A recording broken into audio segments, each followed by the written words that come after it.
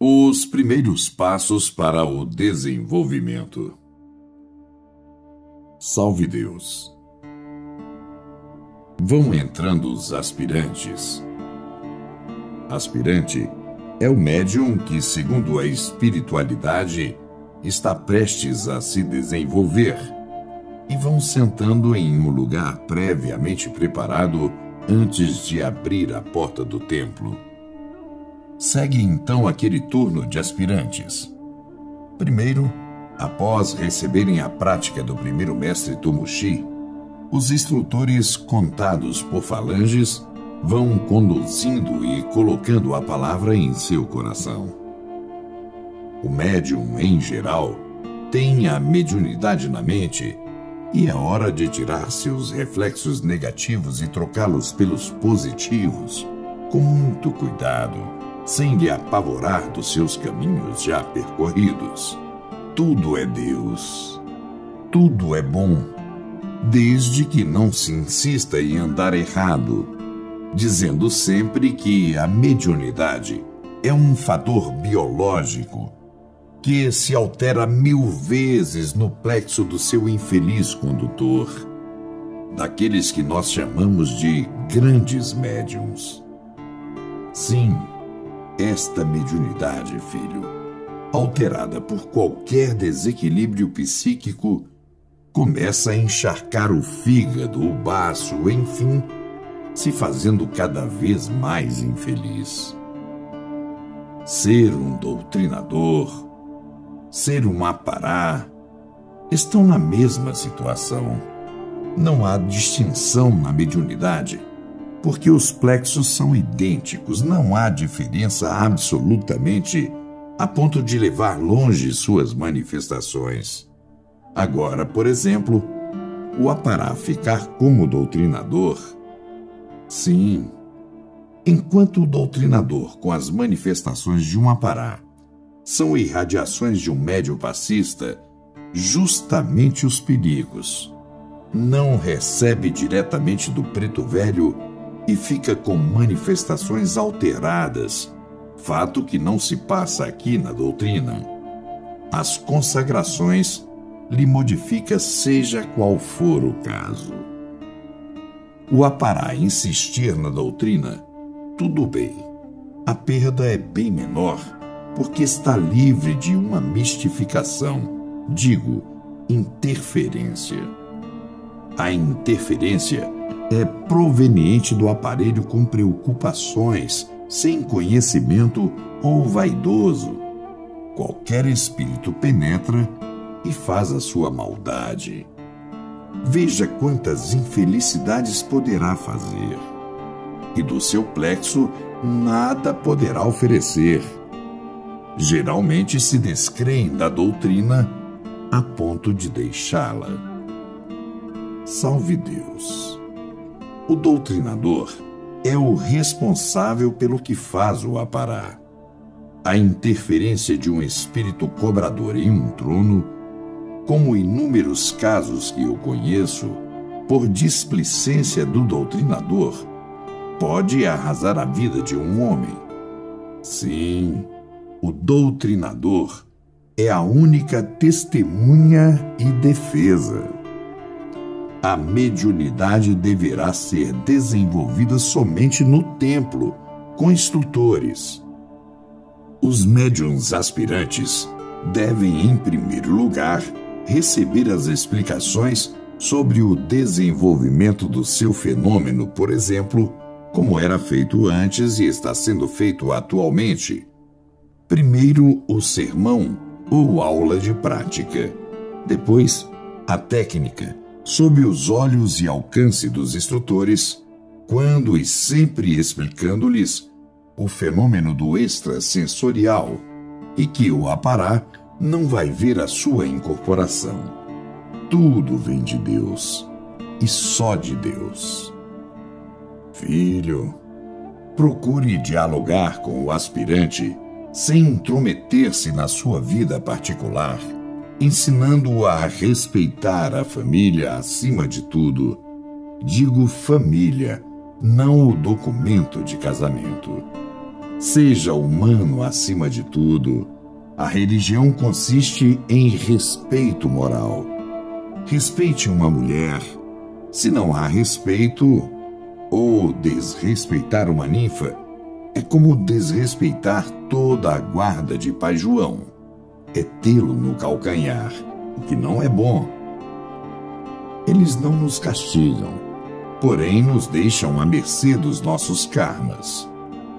Certa vez, uma mulher de uns 20 anos de idade que odiava o marido, sem poder extravasar os seus sentimentos, pois ele jurava matá-la se ela o abandonasse, chegando aqui para desenvolver, o seu mestre instrutor lhe fez uma proposta, ou avançou o sinal da doutrina, e a mulher começou a gritar. Levantou-se o problema do fenômeno, porém o caso era outro. E somente agora, com a prisão, o instrutor se libertou de sua grande falha. O médium, quando está aflorando a sua mediunidade, ele fica perigoso, sendo homem ou mulher. A maioria dos casais se desentendem nesta triste fase, sem observar que é justamente neste período que mais recebem vibrações e podem inclusive serem atraídos para terreiros, de acordo com sua mentalidade.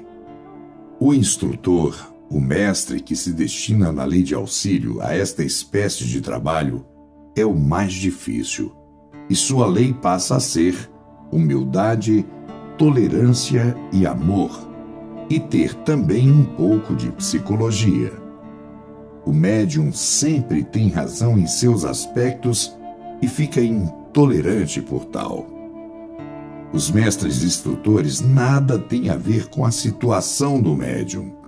Porém, tratando-se de um obsediado, sim.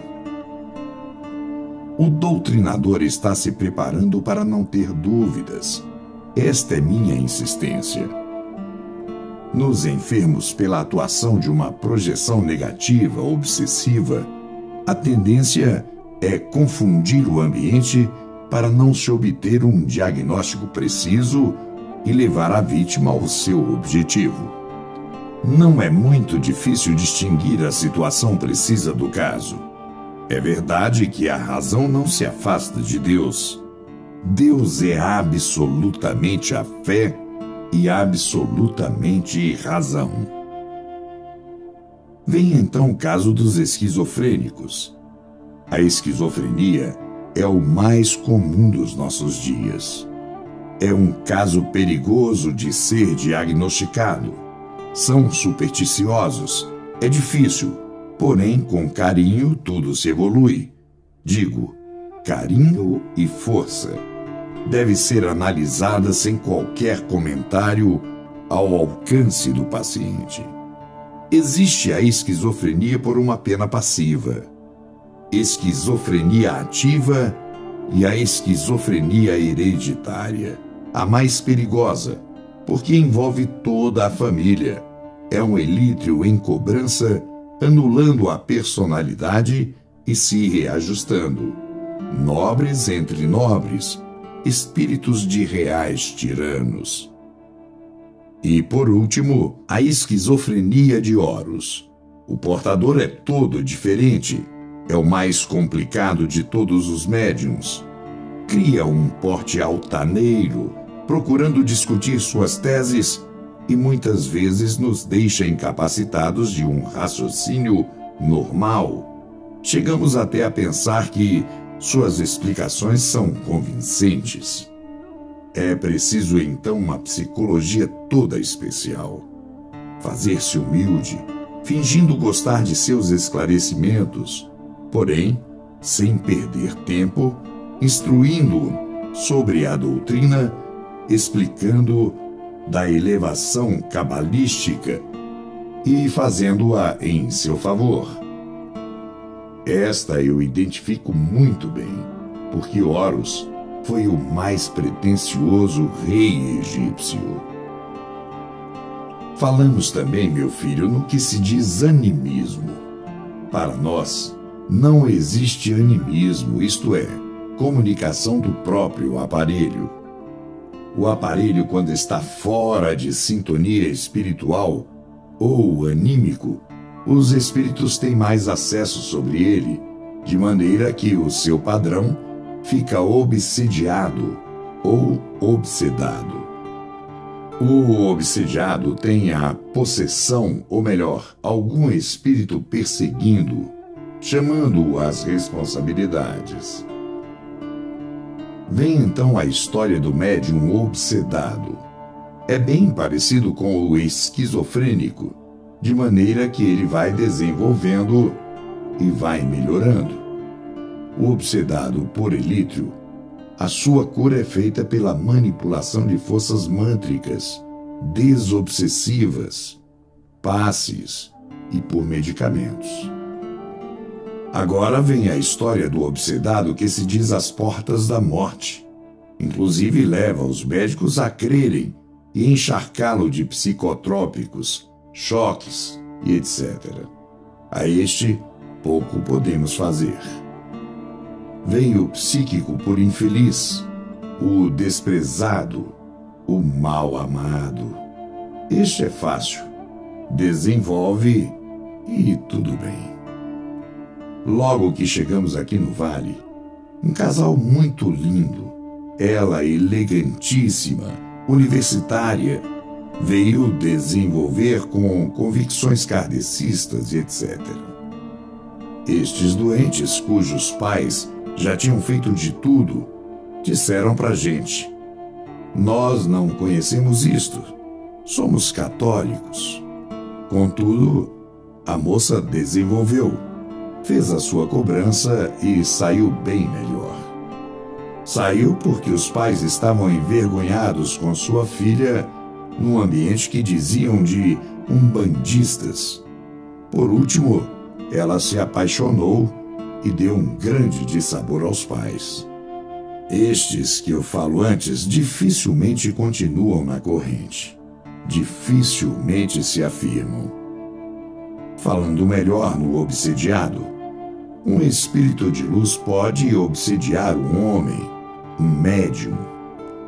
Um caboclo da falange Pena Branca, que tem as suas técnicas, pode permitir que um cobrador se infiltre no seu tutelado e levá-lo à obsessão, caso ele esteja caminhando para a sua própria destruição.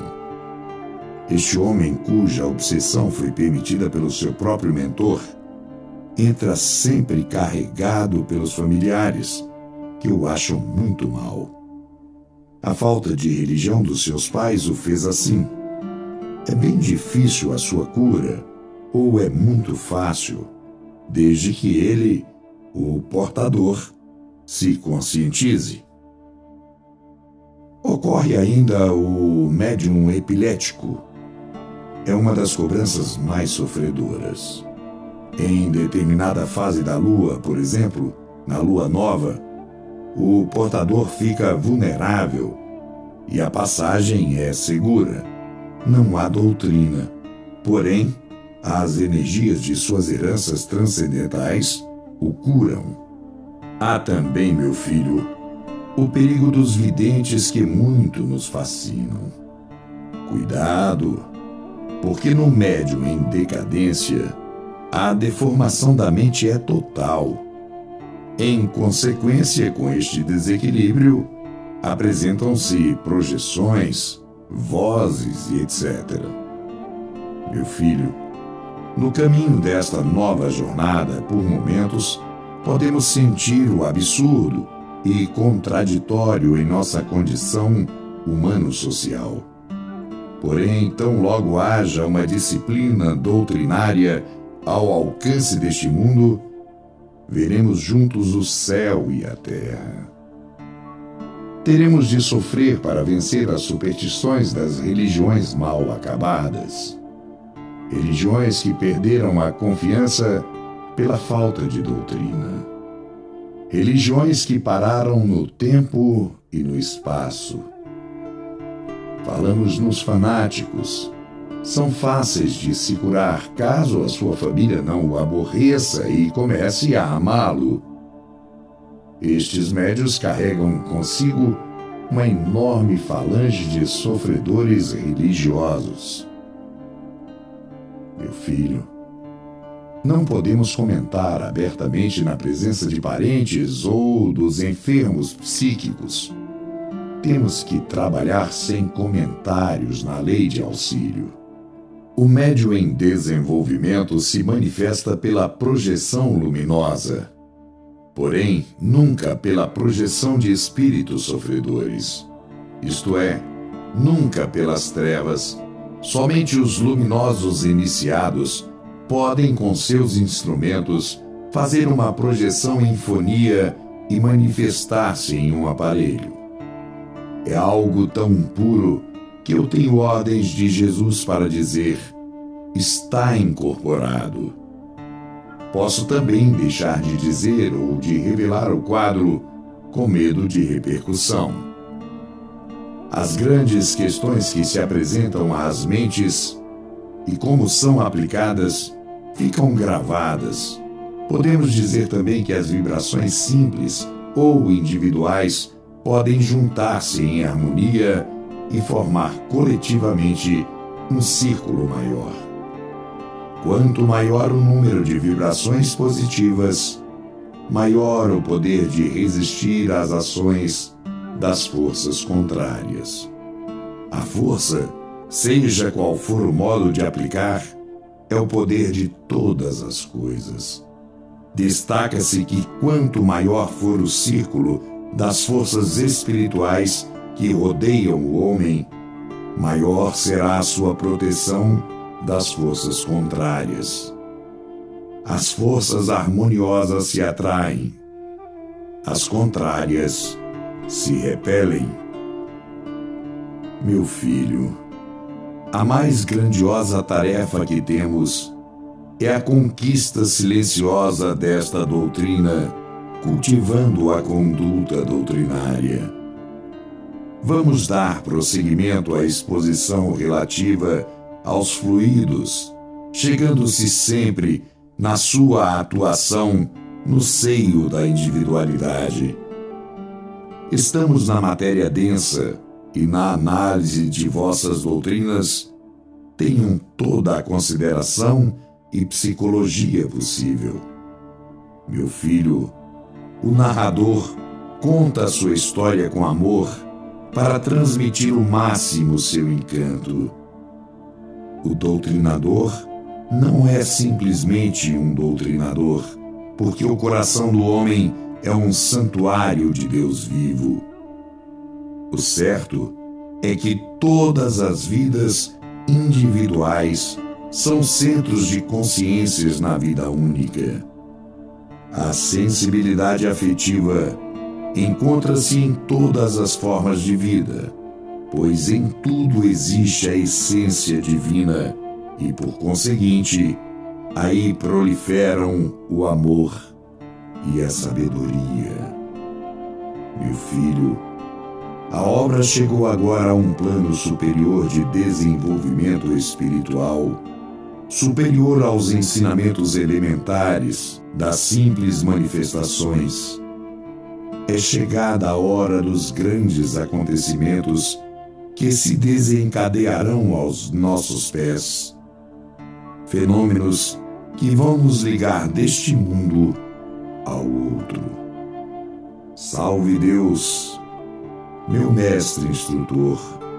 Tenha esta cartinha para a sua individualidade. Com o amor da Mãe em Cristo Jesus, Tia Neiva. Vale do Amanhecer, 13 de setembro de 1984.